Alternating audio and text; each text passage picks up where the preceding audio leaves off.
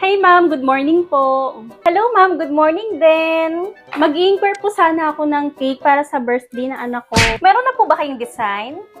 Actually, may nakita na akong design doon sa FB page nyo.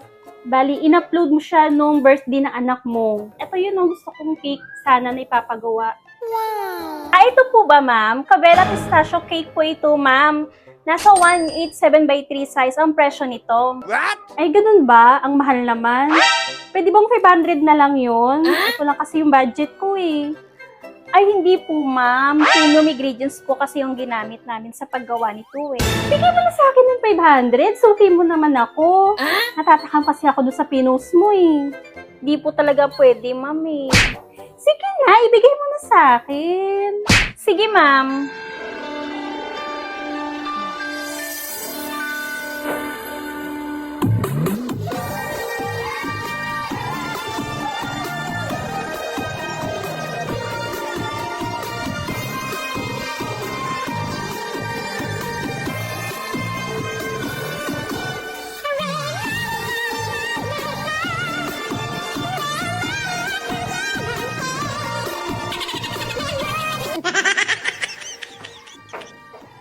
Ma'am, ito na po yung order nyo. Ay, wow! Thank you so much! Ano to? Bakit ganito?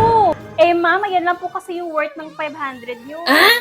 Paano ko naman matitikman yung Cabela pistachio cake? Ito yung binigay mo sa akin. Ay, ma'am, sandali! Papatikimin na lang kita ng bento size namin. Sige nga, tikman nga natin.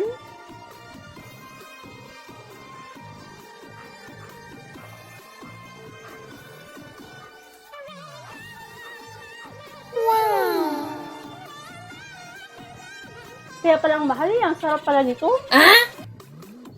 Worth it naman pala sa 1.8 eh. Sige, order na lang ako nito para bukas. Sabi sa iyo, ma'am eh. Pakibalik na lang ng mga ingredients ulit. Ito po.